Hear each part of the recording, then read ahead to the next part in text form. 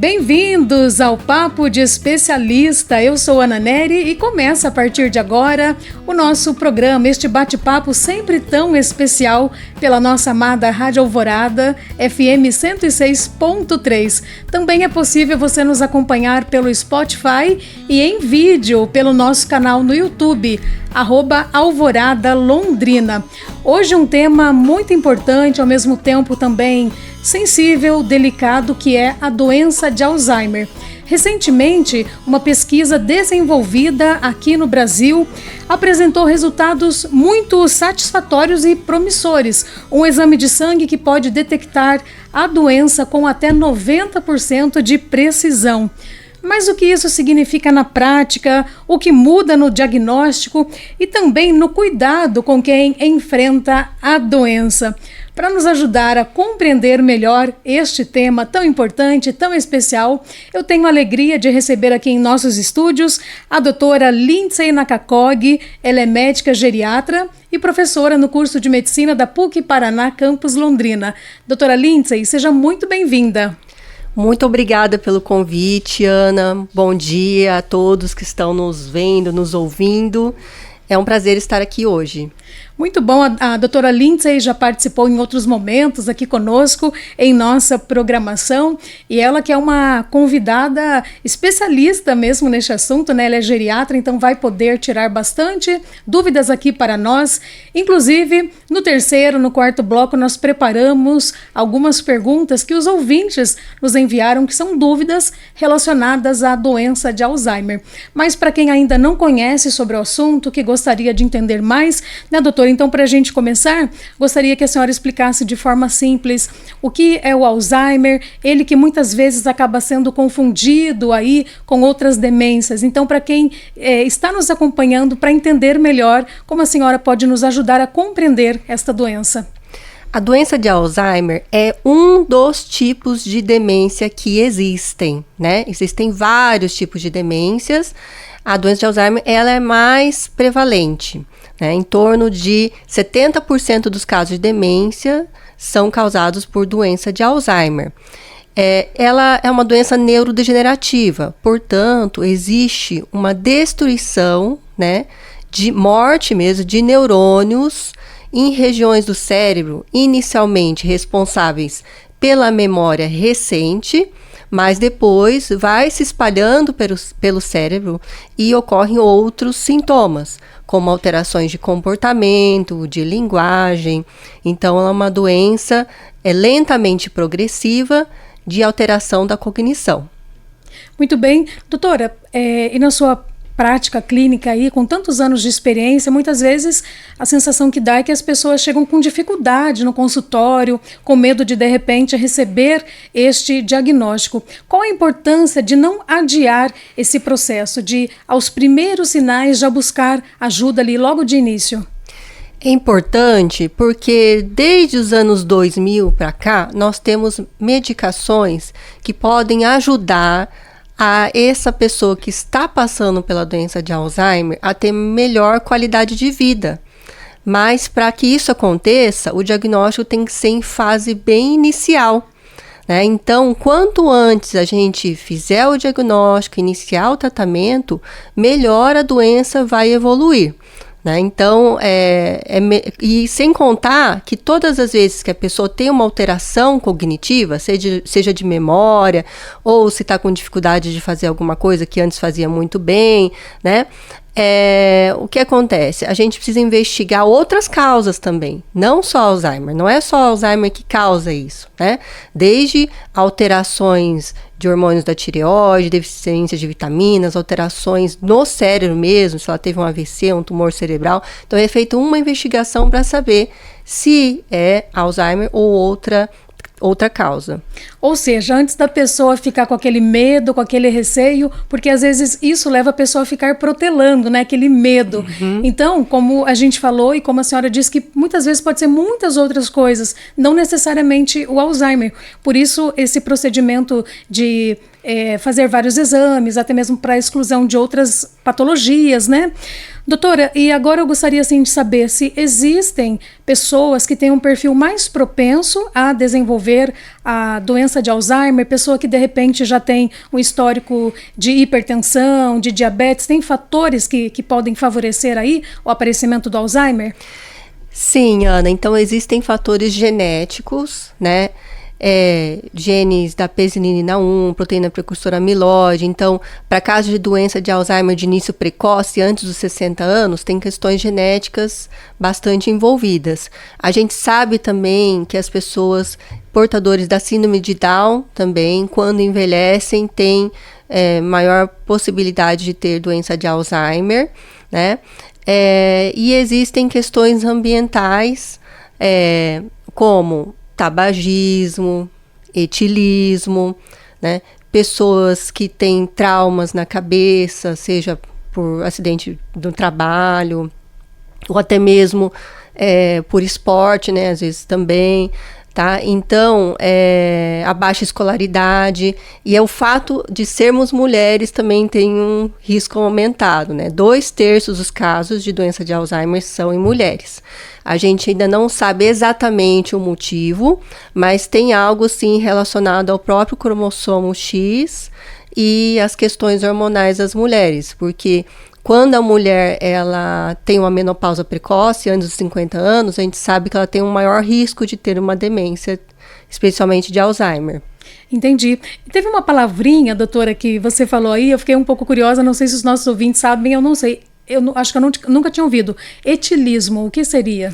Etilismo é quando a pessoa usa de forma abusiva o álcool. Ah, muito bem. Então, explicado aí. Etilismo é quando a pessoa usa de forma abusiva o álcool. Somente o álcool. Álcool, cerveja, vinho, qualquer bebida alcoólica. Entendi. Doutora, e para quem está em casa, para quem está nos acompanhando, existe algum sinal inicial, assim, que costuma, de repente, passar despercebido, que talvez possa servir de alerta para a pessoa, né, acender aquela luzinha, talvez seja a hora de eu buscar uma ajuda médica? Então, você sabe, Ana, que com o próprio envelhecimento, nós temos alterações cognitivas, né, que ocorrem. Então, por exemplo, a gente tem mais dificuldade de aprendizado. Não quer dizer que não vai conseguir aprender, mas tem maior dificuldade.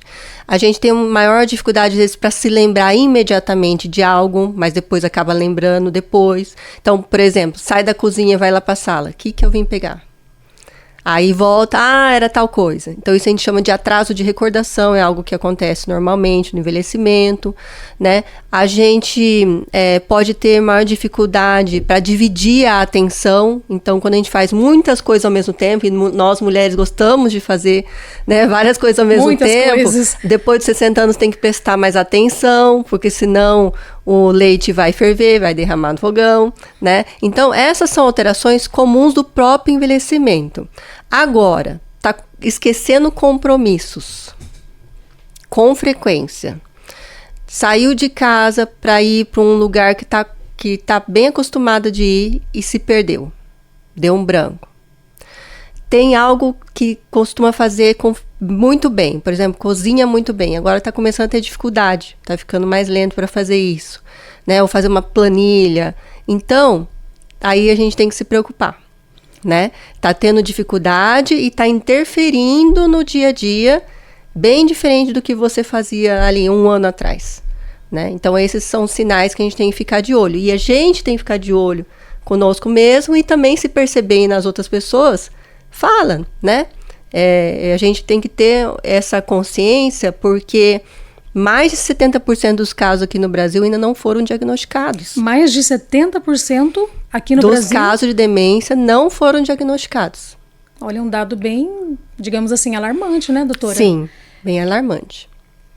Olha, já deu para perceber que o programa de hoje está sendo muito especial, esclarecedor e informativo. No próximo bloco, inclusive, nós vamos falar sobre este exame aí tão promissor, que tem trazido resultados tão satisfatórios, que detecta a doença com até 90% de precisão. A doutora vai explicar aí. E você que está nos acompanhando pela rádio, você que está nos acompanhando pelo YouTube, pelo Spotify, principalmente pelo YouTube, compartilhe este link, marque aqui nos comentários, clique em compartilhar, mande para várias outras pessoas para que elas tenham também este conhecimento. De repente tem alguém na família que descobriu recentemente a doença, enfim. Conhecimento nunca é demais, é importante a gente saber, ter essas informações para saber depois como agir, né? Convivendo com uma pessoa que tenha Alzheimer. Então não saia daí, o Papo de Especialista volta já.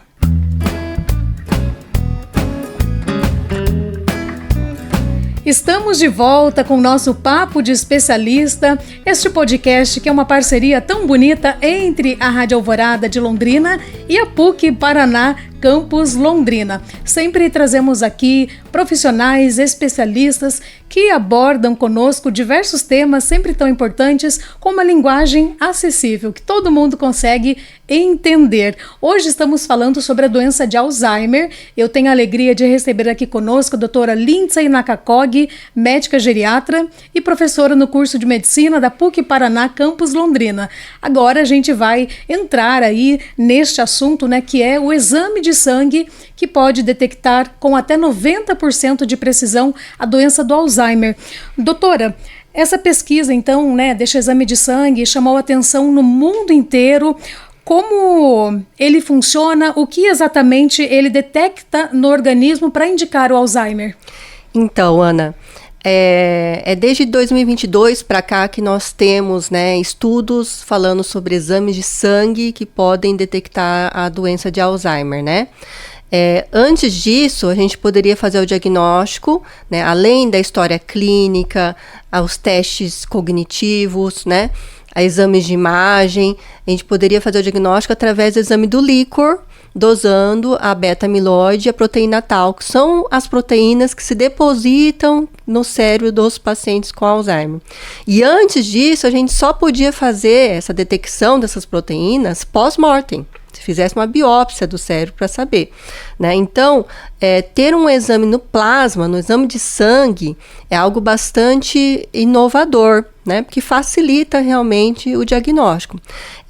Esse exame que foi estudado aqui no Rio Grande do Sul, pela Federal do Rio Grande do Sul, a equipe de pesquisadores, do Eduardo Zimmer, do Williams Borelli, colegas meus. Olha que legal. Eles pesquisaram esse exame de plasma que verifica a proteína tau 217, que se correlaciona muito com a deposição de beta-amiloide que está acontecendo no cérebro dos pacientes com doença de Alzheimer, né? Então, quando a gente detecta essa p-tau 217 no plasma, a gente tem uma acurácia de mais de 90% de que realmente deve ser doença de Alzheimer, né?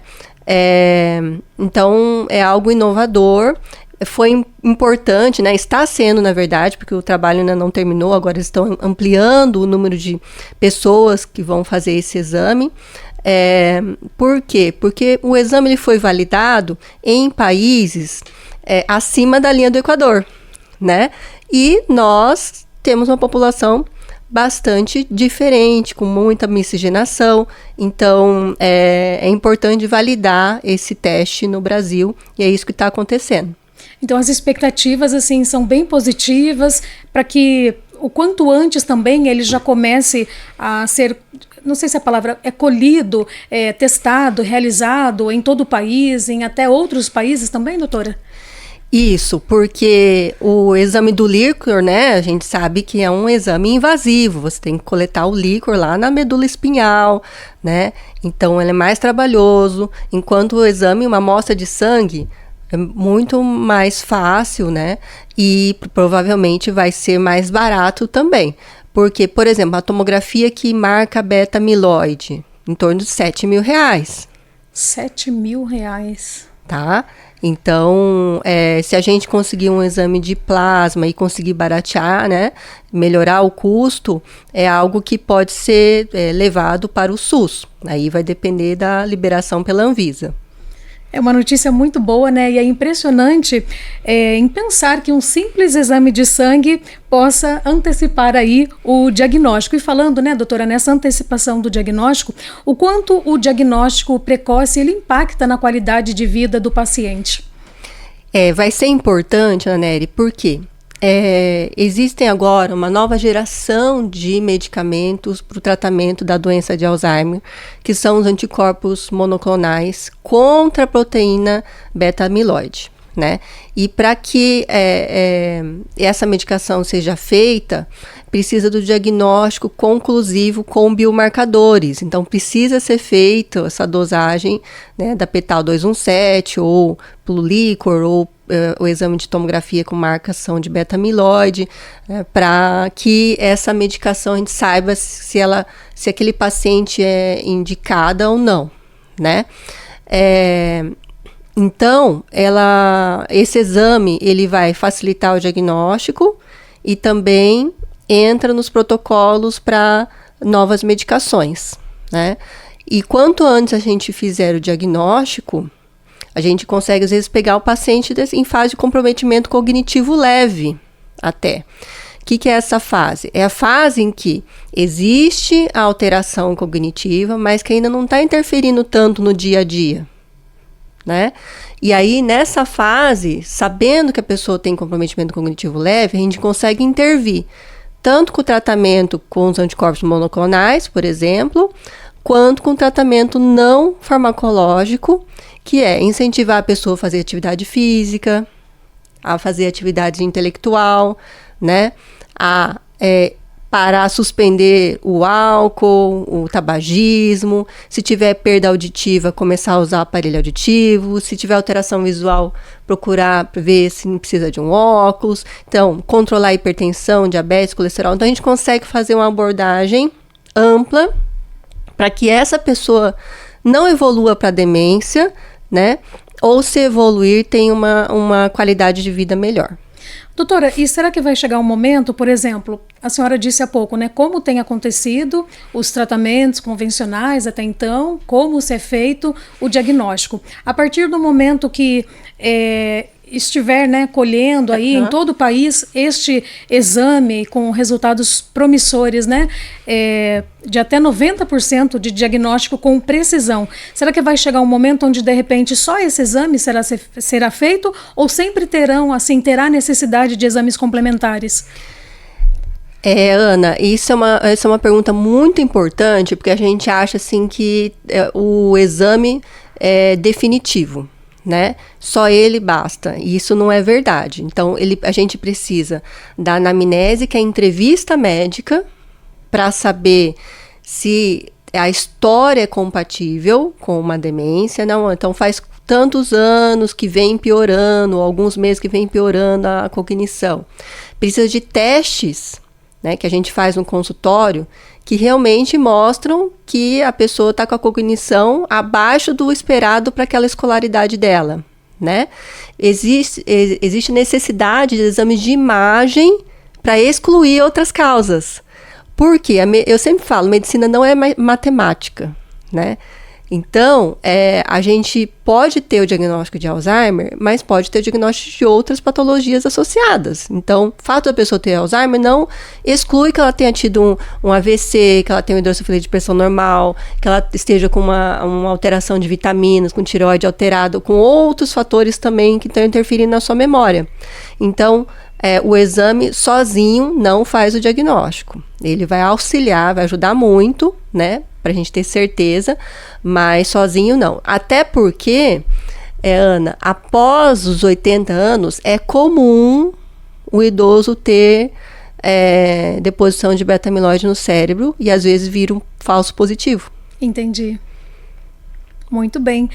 Doutora, você falou uma coisa aí muito bonita que me fez pensar, na verdade, não só uma coisa bonita, uma afirmativa, ao dizer que o ser humano a nossa saúde não é uma matemática, até porque, se a gente for pensar, cada ser humano, ele é único, cada pessoa é diferente da outra, e não é uma fórmula, né, igual para todo mundo. Não significa que o exame de todas as pessoas vão dar exatamente iguais. Eu estou falando isso porque, assim, para a gente valorizar, né, que cada um de nós é único na nossa individualidade biológica, bioquímica. Então, o médico, né, no caso a doutora Lindsay, como especialista, como geriatra, ela vai atender cada paciente na sua individualidade, com as suas necessidades, com as suas deficiências, enfim, para você entender o quanto esse momento ali da anamnese, da conversa do médico com o paciente, o quanto é importante. E resultado, gente, não é Ctrl+C, Ctrl+V, não é igual para todo mundo. É importante a gente falar sobre isso também, né?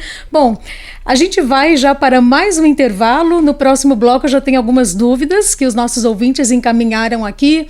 Lembrando que você pode sempre mandar sugestões, dúvidas pelo nosso WhatsApp, que o DDD é 43 999930318. No próximo bloco, a doutora Lindsay continua conversando conosco e também respondendo aqui as dúvidas dos nossos ouvintes.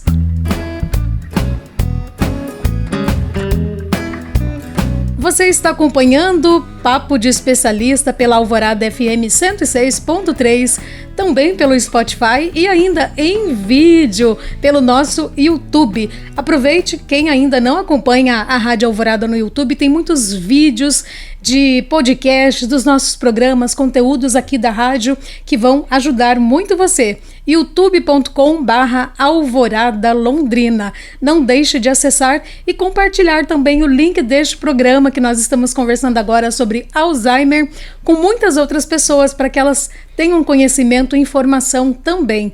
Hoje a nossa convidada é a médica geriatra, a doutora Lindsay Nakakog, que também é professora no curso de medicina da PUC Paraná, campus Londrina. Doutora, temos dúvidas dos nossos ouvintes. Eu trago aqui a primeira pergunta, que é do João Carlos, 62 anos, do Jardim Leonor. Um abraço para o João Carlos. Aqui em Londrina, né, o Jardim Leonor, ele diz assim o seguinte, doutora: meu pai tem Alzheimer há 2 anos e notei que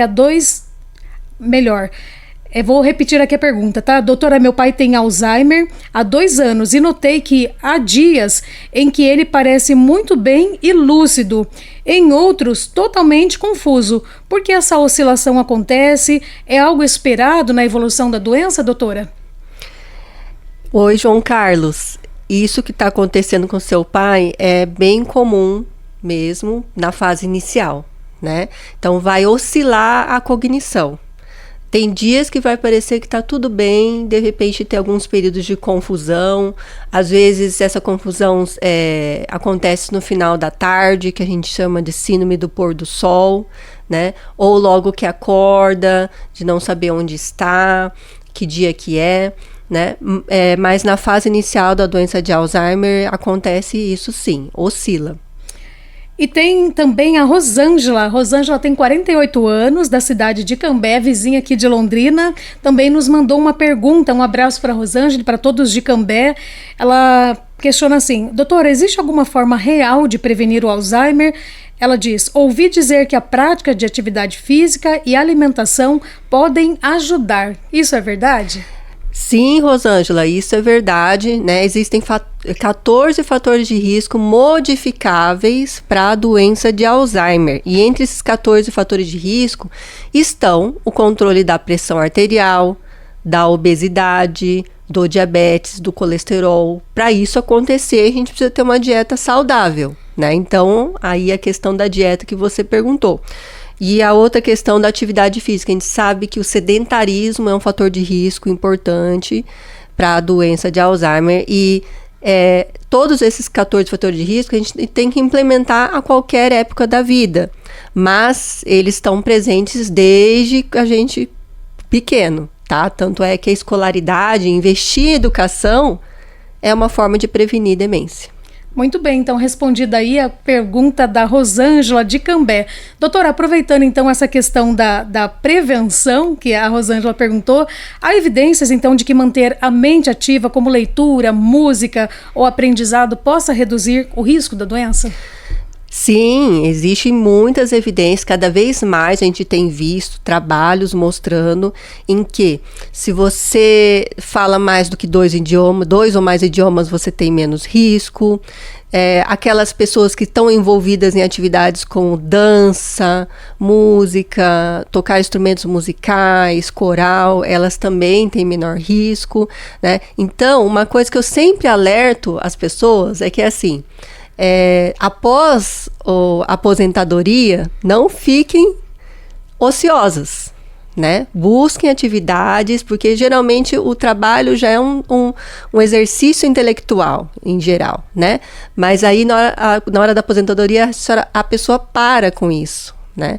Então, ela precisa pensar em como vai ser essa aposentadoria e incluir atividades intelectuais que envolvam criatividade, aí no pós-aposentadoria, para continuar prevenindo a demência. Talvez até, por que não, aprender coisas novas, né, doutora? Aprender coisas novas, serviços voluntários, tudo isso que você tem que pensar, raciocinar, está valendo. Desde brincar com os netos, né? Não precisa ser algo específico. Hoje a gente escuta bastante falar também em ginástica cerebral. Isso faz sentido? Isso ajuda também, doutora? Porque as pessoas ficam preocupadas ali em malhar o corpo, em querer ganhar massa muscular, perna, braço, enfim. Mas e o cérebro, né? Como que fica? A gente tem que fazer também exercícios específicos para o cérebro para ajudar a prevenir o Alzheimer? A atividade física, a gente sabe que quando a gente movimenta o músculo, ele produz substâncias que vão lá para o cérebro ajudar na memória, na neuroplasticidade, né?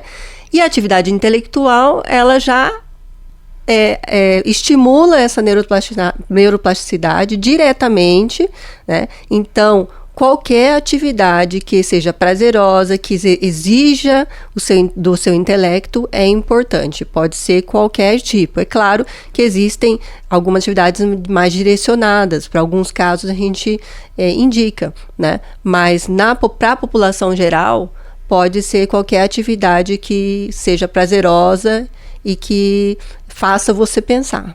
Doutora, e existem muitas pessoas que se questionam, né? Será que o Alzheimer, ele é um caminho sem retorno? Ou, de repente, assim, se a pessoa ela está ali fazendo o tratamento certinho, tendo uma alimentação saudável, fazendo atividade física, é possível que a doença possa se estabilizar e não, de repente, assim, acontecer, né, de maneira tão progressiva? Sim, a gente sabe que uma vez que existe o diagnóstico, é difícil a gente retornar, né, para a normalidade, tá? Tanto é que a doença de Alzheimer ela ainda não tem cura, né? Mas todos aqueles pacientes que, além de usar a medicação, fazem o tratamento não medicamentoso, atividade física, estimulação intelectual, né? Uma dieta saudável, socializam, né? Se mantêm ativos, eles evoluem muito melhor. Tá? Então, eles têm uma melhor qualidade de vida. A gente sabe que a doença é uma doença que, aos poucos, pode fazer com que a pessoa necessite de ajuda para atividades básicas, né? Como tomar banho, se trocar, se alimentar, mas a gente consegue postergar essa dependência de um cuidador se fizer o tratamento completo, medicamentoso e não medicamentoso. Perfeito. Doutora, agora eu vou trazer uma questão aqui, a senhora vai nos explicar se é mito ou se é verdade, né? Que a gente escuta também falar aí, né, as pessoas comentarem que o Alzheimer, ele é como se fosse um diabetes no cérebro. O que a diabetes é para o corpo é como se o Alzheimer fosse para o cérebro. Isso é mito ou é verdade? Faz algum sentido ou não? Ana, houve uma época que a gente pensava que fosse um diabetes tipo 3, né? Mas isso é um mito, né? A gente já tem estudos demonstrando que, na verdade, o diabetes é um fator de risco para demências, especialmente doença de Alzheimer, né? E que existem alterações ali inflamatórias, vasculares, semelhantes. Mas, por exemplo, no diabetes em si, não existe deposição de proteína beta-amiloide, proteína tal. Então, são doenças diferentes. Muito bem explicado aqui pela doutora. Daqui a pouquinho nós já vamos para o último bloco. Tem mais participação do ouvinte aqui conosco. Vamos trazer algumas outras questões. Como é o final, né? A doutora vai trazer também algumas dicas, principalmente para você que é cuidador, você que é um membro da família que convive com alguém que tem Alzheimer. Então eu volto a repetir, tá? Se você está acompanhando este programa pelo YouTube ou mesmo que você esteja acompanhando pela rádio, saiba que depois este programa fica na íntegra, 100% disponível lá em nosso canal do YouTube, youtube.com/Alvorada Londrina. É só você entrar nesse endereço, lá tem várias playlists, né? Tem os vídeos do programa Papo de Especialista, dos nossos outros podcasts, você vai acompanhar tudo por lá. Então daqui a pouquinho a gente volta para encerrar este Papo de Especialista tão especial sobre o Alzheimer. Não saia daí!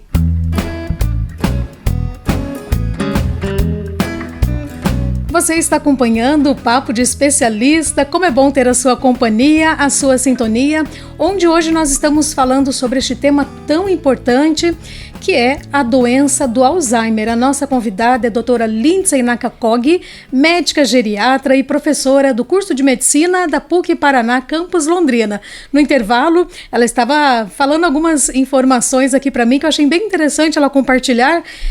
Doutora, você estava falando aqui comigo em off, né? Da sua presença também no Instituto Não Me Esqueças, aqui de Londrina. Conta um pouquinho para a gente também da sua participação na federação aí relacionada à doença de Alzheimer, para os nossos ouvintes saberem um pouco mais também.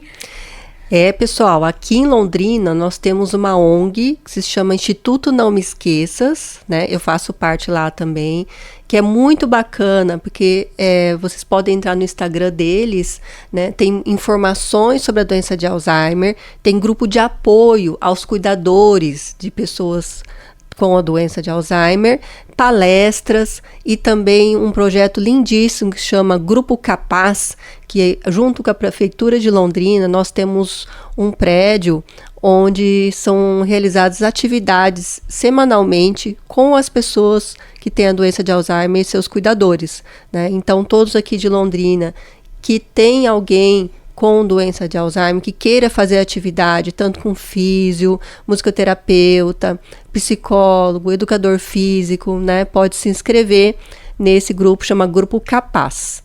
E eu sou também diretora científica da Federação Brasileira das Associações de Alzheimer, que é responsável por todas essas associações aqui no Brasil. Nossa, doutora, muito legal saber disso, né? A gente está falando agora no finalzinho do programa, mas para você entender aí também que a doutora não apenas atende numa clínica, que ela tem os seus atendimentos particulares, não apenas dá aula na PUC, mas olha tudo também, todos os outros trabalhos, né, que ela realiza.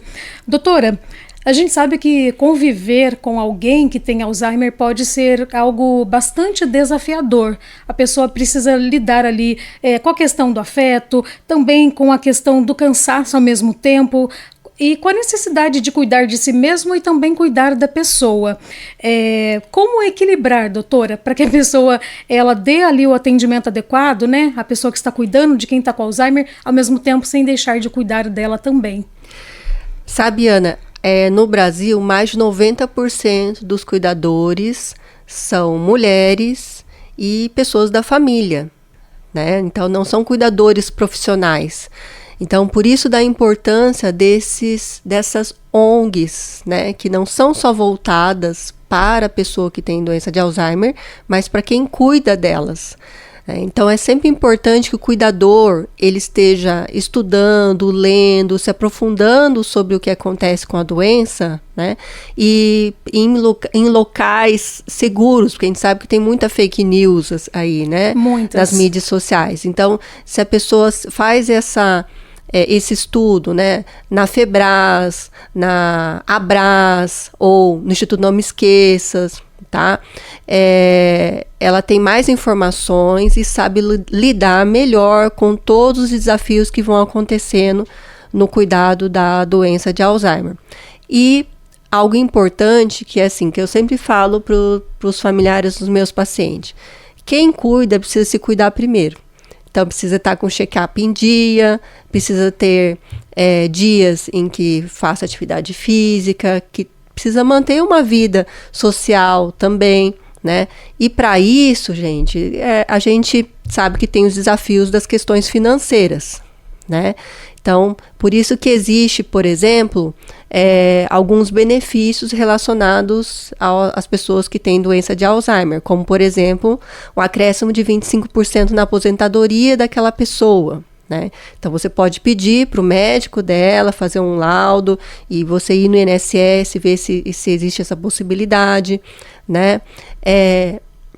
Além disso, isenção de imposto de renda, né, isenção de imposto para comprar um carro novo, tá? Então, existe uma série de questões aí que podem ser vistas. E a outra questão é que, pensando nesse desafio que realmente é grande, existe um Plano Nacional de Demência sendo elaborado, né? Já foi assinado, né? E no mundo inteiro está acontecendo isso, para que a gente tenha alternativas e ajudas do governo relacionadas à pessoa com doença de Alzheimer e ao cuidado dessas pessoas. Muito bom saber. Doutora, então, só para confirmar, a senhora trouxe nomes aí como Febras, Abras, pesquisando lá no Instagram, aí as pessoas podem ter acesso? Sim. Até mesmo dessas informações que a senhora acabou de trazer agora, né, sobre possíveis benefícios aí. Então, e no final, daqui a pouquinho, a gente vai passar o Instagram da doutora Lindsay Nakakog também, tá bom? Então, qualquer dúvida, você vai poder entrar lá no Instagram, tem os contatos da doutora também. Doutora, vamos para mais uma dúvida aqui, agora é do Paulo Sérgio, ele tem 55 anos, é da cidade de Biporã, pertinho aqui de Londrina. Ele pergunta: doutora, minha mãe está em fase inicial e ainda mora sozinha. Até que ponto é seguro manter essa independência? Quando é o momento de intervir e oferecer um acompanhamento mais próximo a ela? Oi, Paulo. Obrigada pela pergunta. Essa é uma questão bastante comum, principalmente no consultório. Em fase inicial, a pessoa geralmente precisa de supervisão, né? Então, sempre tem que ter alguém observando se está tomando o remédio correto, se está se alimentando nos horários certinhos, de forma saudável, né? Então, às vezes, colocar câmeras na casa é importante, né? Ter companhia aí para fazer as refeições, tá? E isso, a gente não sabe o momento que vai para a fase moderada, né? Então, assim, é só convivendo no dia a dia que você vai perceber mesmo que ela saiu de casa e tá demorando um pouco para voltar porque se perdeu. Então, isso já é um sinal de alerta de que talvez ela precise sair de casa sempre acompanhada, né? Estava em casa e quase deixou queimar uma panela, né? Esqueceu o ferro ligado, enfim, tantas coisas. Então, começou a acontecer isso, quer dizer que não está precisando de alguém mais próximo mesmo, né? Precisa que seja uma supervisão mais próxima, e aí talvez não dá mais para morar sozinha. E às vezes para os idosos, né, doutora, é até um pouco difícil aceitar essa ajuda, porque eles tiveram, né, de certa forma, aquela independência a vida toda, aí ter que contar com alguém dá a sensação assim de que eles estão ou são inúteis, algo assim, né? Eu vejo mesmo pela independência da minha mãe com 75 anos, mas ao mesmo tempo não é por isso que o filho, a filha não tem que estar ali de certa forma indo com jeitinho, conversando, né? Para ele ir sentindo ali como está a situação do pai ou da mãe. Essa presença constante é muito importante, né? O que não pode acontecer, a gente abre um parêntese aqui para falar, né? Que às vezes os filhos, por conta da correria, em meio a tantos compromissos, às vezes ficam tanto tempo sem visitar os pais idosos. E aí depois, né? Chega numa fase aí progressiva da doença do Alzheimer, por exemplo, onde o pai nem lembra mais, a mãe nem lembra mais dos filhos, e aí fica complicado, né? Então fica aquele convite também para a gente ser presença em quanto é tempo. Isso é importante também, né, doutora? Muito importante, Ana, porque boa parte dos pacientes com Alzheimer na fase inicial, eles percebem que está acontecendo isso, né? Que tá tendo alguns esquecimentos e tudo mais. Mas tem uma parte dos pacientes que não percebem. Então, é só quando você está com eles que você vai ver o que está acontecendo. Porque na hora que você estiver no telefone com seu pai, ele vai falar que está tudo bem. Então, a presença é fundamental, né? Eu já tive casos de senhores, de idosos, assim, que começaram a ficar desnutridos, com desidratação, porque eles não estavam se alimentando bem. Olha. Né? A mulher, a senhora, não estava conseguindo mais cozinhar adequadamente, né? E esquecendo de tomar água, né? Então, tem que ficar de olho mesmo. Muito bem. Doutora, o nosso tempo já está chegando ao fim, mas eu ainda tenho uma pergunta que eu acho que é importante, né? Quando a doença ela vai avançando, podem acontecer também as dificuldades na comunicação. Então, qual tipo de linguagem ou de abordagem pode ajudar o paciente a se sentir mais compreendido, mais acolhido? Olha, isso é muito individual, né? Não existe uma receita, mas eu sempre digo que conforme a pessoa vai tendo problemas de linguagem, a gente precisa falar mais pausado, né? Olhando para a pessoa, porque às vezes já está com um problema de audição também, então ela lê você falando, né? E fazer uma pergunta de cada vez. Faz uma pergunta, espera a resposta, depois faz outra. Porque se você falar uma frase, uma oração muito grande, a pessoa se perde, não consegue te responder, né? Então precisa ter muita calma, paciência, né? Nem tudo precisa ser corrigido. Imagina se você está com Alzheimer e toda hora alguém te corrigindo.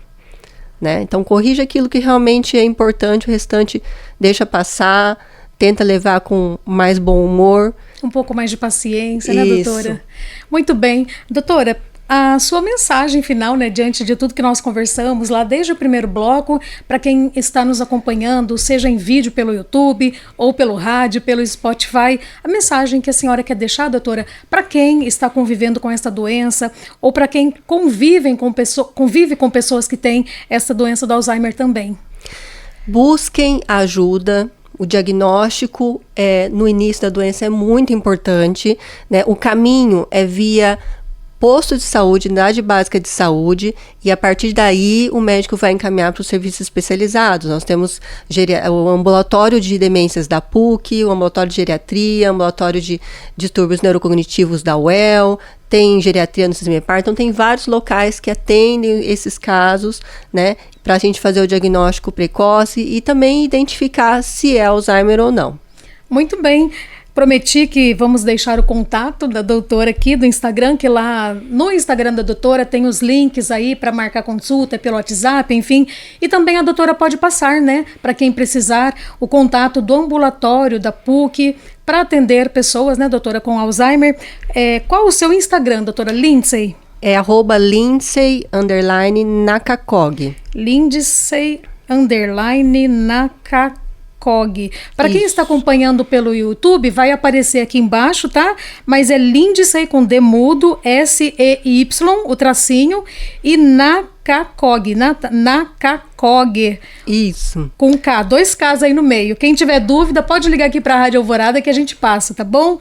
Então eu quero agradecer imensamente a doutora Lindsay por tantos esclarecimentos aqui no nosso programa Papo de Especialista, pelas dúvidas dos nossos ouvintes respondidas e a doutora que reservou um tempinho na agenda dela para estar aqui conosco. Doutora, muito obrigada de coração.